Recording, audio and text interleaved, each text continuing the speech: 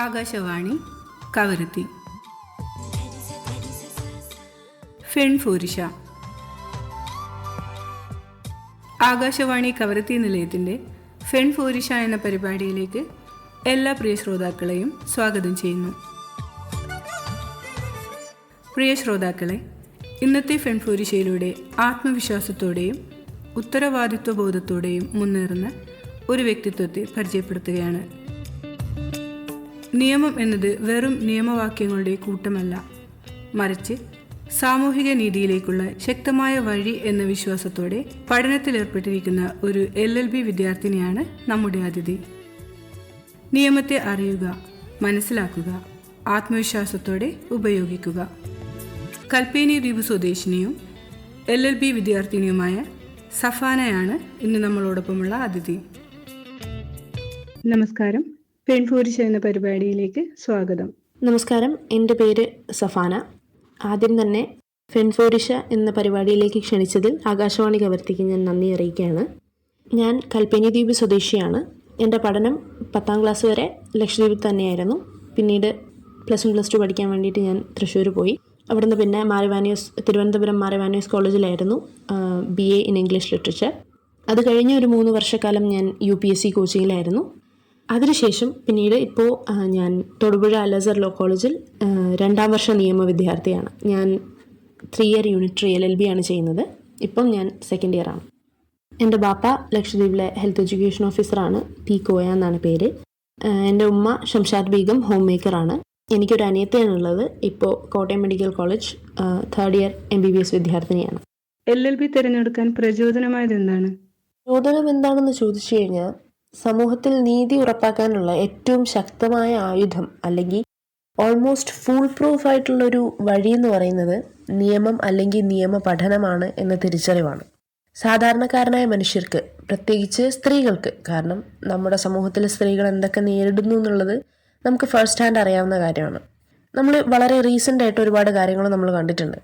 അപ്പോൾ അങ്ങനെയുള്ള ആളുകൾക്ക് അവരുടെ അവകാശങ്ങളെക്കുറിച്ച് അറിവില്ലാത്തത് കൊണ്ട് മാത്രം നീതി നിഷേധിക്കപ്പെടുന്ന സാഹചര്യങ്ങൾ നമ്മൾ കണ്ടിട്ടുള്ളതാണ്. അപ്പോൾ അങ്ങനെയുള്ള സിറ്റുവേഷൻസിൽ അറിവ് പകരുക എന്നതിലുപരി സ്വയം അവർക്ക് വേണ്ടി സംസാരിക്കാൻ പറ്റാത്ത ആൾക്കാർക്ക് അവരുടെ വോയിസ് ആവുക എന്നുള്ളത് നിയമ പഠനത്തിലൂടെ സാധിക്കുമെന്ന് ഞാൻ വിശ്വസിക്കുന്നുണ്ട്. ഒരു പെൺകുട്ടിക്ക് നിയമവിദ്യാഭ്യാസം എത്രത്തോളം ആവശ്യമാണെന്ന് വിശദീകരിക്കാമോ? സത്യം പറഞ്ഞു കഴിഞ്ഞാൽ നിയമവിദ്യാഭ്യാസം എന്നുള്ളത് കേവലം ഒരു ബിരുദം മാത്രമല്ല, മറിച്ച് സമൂഹത്തിലെ മാർജിനലൈസ്ഡ് ആയിട്ട് നിൽക്കുന്ന എല്ലാവർക്കും, എസ്പെഷ്യലി പെൺകുട്ടികൾക്കും സ്ത്രീകൾക്കും വലിയൊരു ആത്മവിശ്വാസം കൂടിയാണ്. സ്വന്തം അവകാശങ്ങൾ എന്താണെന്നും അത് ലംഘിക്കപ്പെട്ടാൽ എവിടെ പരാതിപ്പെടണം എന്നും അറിയാവുന്ന ഒരു പെൺകുട്ടിക്ക് സത്യം പറഞ്ഞാൽ ഒന്നിനെയും ഭയപ്പെടേണ്ടി വരില്ല. കാരണം what has society afforded to them എന്നവർക്കറിയാം. അത് ലഭിച്ചില്ല എന്നുണ്ടെങ്കിൽ എങ്ങനെ അത് തിരിച്ച് നേടാം എന്നുള്ള ഒരു അറിവെന്ന് പറയുന്നത്, അതാണ് യഥാർത്ഥ സ്ത്രീ ശാക്തീകരണം അഥവാ വിമൻ എംപവർമെൻ്റ് എന്ന് പറയുന്നത്. നിയമവിദ്യാഭ്യാസം ഒരു പെൺകുട്ടിക്ക് നൽകുന്നത് എംപവർമെൻറ്റ് ത്രൂ അവെയർനെസ് അഥവാ അറിവിലൂടെയുള്ള ശാക്തീകരണമാണ്. ഇതാണ് നിയമവിദ്യാഭ്യാസം എന്നതിൻ്റെ യഥാർത്ഥ അടിത്തറ. ഇതിനൊരു ബിരുദ വിദ്യാഭ്യാസം വേണമെന്നില്ല. നമുക്ക് എന്താണ് നമ്മുടെ റൈറ്റ്സ്, എന്താണ് നമ്മുടെ ഫണ്ടമെൻ്റൽ റൈറ്റ്സ്, എന്താണ് നമ്മുടെ സിവിൽ റൈറ്റ്സ്, എന്താണ് ഇതിനെപ്പറ്റിയുള്ളൊരു ബേസിക് വിവരം, അല്ലെങ്കിൽ ഇവയൊക്കെ എന്താണ് ഇതിലൂടെയൊക്കെ ഉദ്ദേശിക്കുന്നത്, നമുക്ക് എങ്ങനെ ഇത് ജീവിതത്തിൽ പ്രാവർത്തികമാക്കാം എന്നുള്ളത് പ്രോപ്പറായിട്ട് അറിയാവുന്ന ഒരാളെന്ന് പറയുന്നത് ഈസ് വെൽ എംപവേർഡ്. ഇപ്പോൾ സോഷ്യൽ മീഡിയയിലും മറ്റു സൈബർ ഇടങ്ങളിലും സ്ത്രീകൾ ഇന്ന് ധാരാളം അതിക്രമങ്ങൾ നേരിടുന്നുണ്ട്. അത്തരം അതിക്രമങ്ങൾ നേരിടുന്ന സ്ത്രീകളെ സംരക്ഷിക്കാൻ എന്തെല്ലാം നിയമങ്ങളാണ് നിലവിലുള്ളത്? IT Act 2000 പ്രകാരം സെക്ഷൻ 66E, 67, 67A എന്നിവ സ്ത്രീകളുടെ സ്വകാര്യത ലംഘിക്കുന്നതിനും അശ്ലീല സ്വഭാവമുള്ള ഡേറ്റ പ്രചരിപ്പിക്കുന്നതിനുമെതിരെയുള്ള ശക്തമായ വകുപ്പുകളാണ്. അതുകൂടാതെ ഇന്ത്യൻ ശിക്ഷാ നിയമത്തിൽ, അതായത് ഭാരതീയ ന്യായ സംഹിത 2023 സെക്ഷൻ 78 എന്നുള്ളത് സൈബർ സ്റ്റോക്കിങ്ങിനെതിരെയുള്ള വകുപ്പാണ്. അപ്പം ഇവയൊക്കെയും സ്ത്രീകളെ സൈബർ ഇടങ്ങളിൽ സംരക്ഷിക്കുന്നതിന് വേണ്ടിയിട്ടുള്ള സെക്ഷൻസും കാര്യങ്ങളുമാണ്. ഇതിനു പുറമെ നാഷണൽ സൈബർ ക്രൈം റിപ്പോർട്ടിംഗ് പോർട്ടലിൽ, അതായത് cybercrime.gov.in പേര് വെളിപ്പെടുത്താതെ, അതായത് അനോണിമസ് ആയിട്ട് പരാതി നൽകാനുള്ള ഒരു സൗകര്യവും ഇന്ന് ഇന്ത്യയിലുണ്ട്. ഇവയെല്ലാം തന്നെ സൈബർ സ്പേസ് അല്ലെങ്കിൽ സൈബർ ഇടങ്ങളിൽ അതിക്രമങ്ങൾ നേരിടുന്ന സ്ത്രീകളെ പ്രൊട്ടക്റ്റ് ചെയ്യാനുള്ള നിയമങ്ങളും കാര്യങ്ങളുമാണ്. തൊഴിലിടങ്ങളിലെ ലൈംഗിക അതിക്രമങ്ങൾ തടയുന്നതിനുള്ള നിയമം ഇന്ന് എത്രത്തോളം ഫലപ്രദമായി നടപ്പിലാക്കപ്പെടുന്നുണ്ട്? Protection of women from sexual harassment at workplace act 2013 അഥവാ പോഷ് ആക്ട് എന്നത് തൊഴിലിടങ്ങളിൽ സ്ത്രീകൾക്ക് മാന്യമായും സുരക്ഷിതമായും ജോലി ചെയ്യാനുള്ള സാഹചര്യം ഉറപ്പാക്കുന്ന ഒരു ആക്റ്റാണ്.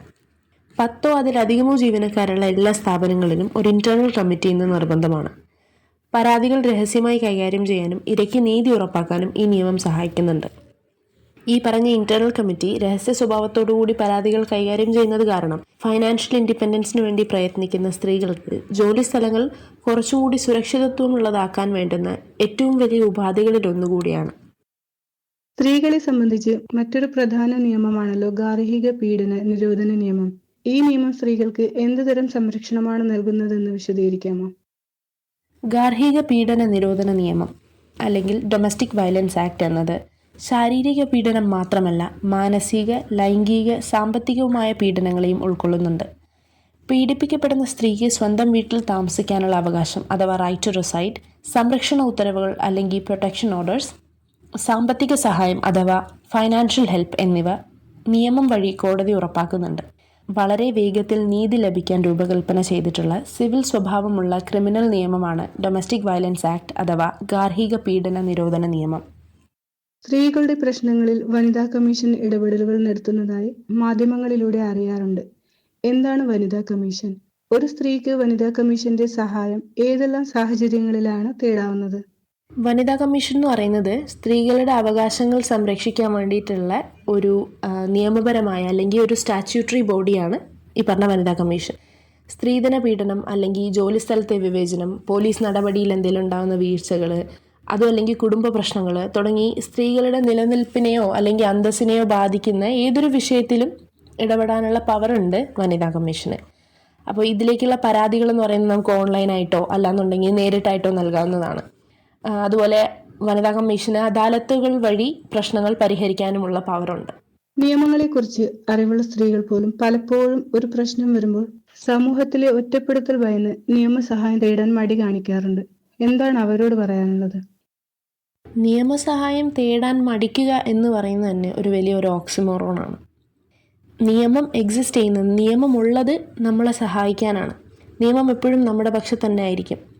ഒരു നിയമം ലംഘിക്കുന്ന ഒരാളാണ് എപ്പോഴും സമൂഹത്തെ പേടിക്കേണ്ടത്, അല്ലാതെ ഇരയാക്കപ്പെടുന്ന ഒരാളല്ല.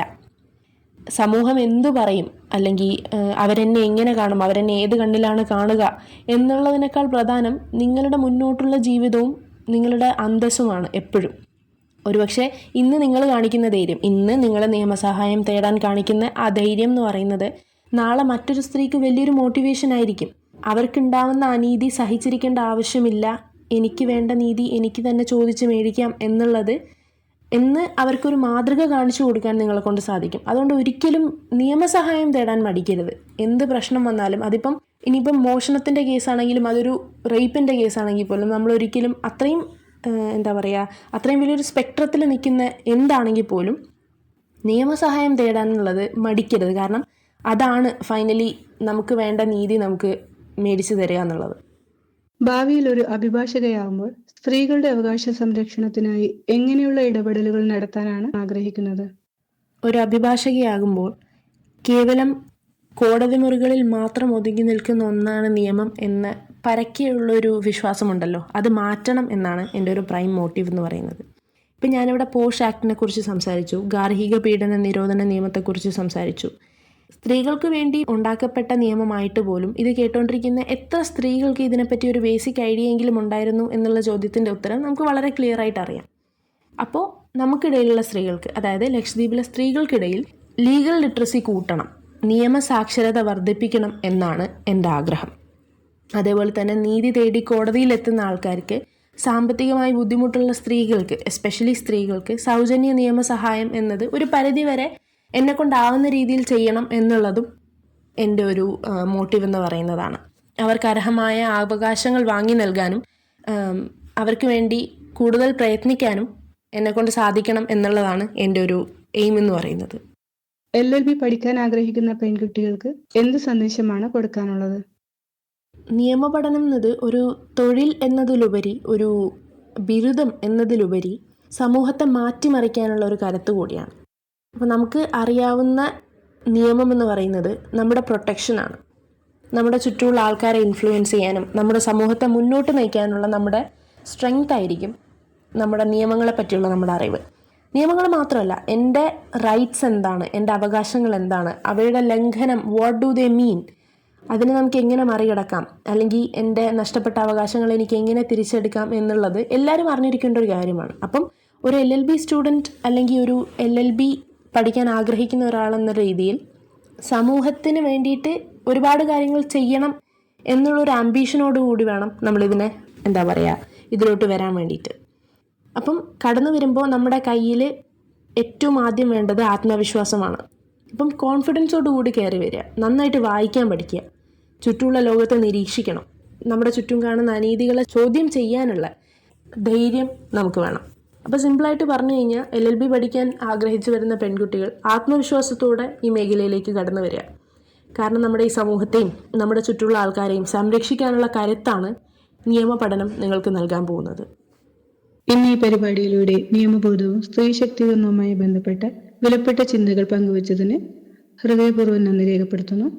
നിയമവിദ്യാഭ്യാസത്തിന്റെ ഈ യാത്രയിൽ കൂടുതൽ നേട്ടങ്ങളും വിജയവും കൈവരിക്കട്ടെ എന്നും നീതിയും ന്യായവും മുൻനിർത്തി സമൂഹത്തിന് ഉപകാരപ്പെടുന്ന ഒരു മികച്ച നിയമജ്ഞയായി മാറട്ടെ എന്നും ഈ അവസരത്തിൽ ആശംസിക്കുന്നു.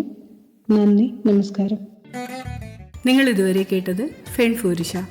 കൽപ്പേനി ദ്വീപ് സ്വദേശിനിയും LLB വിദ്യാർത്ഥിനിയുമായ സഫാനയാണ് ഇന്ന് നമ്മളോടൊപ്പം ഉണ്ടായിരുന്ന അതിഥി.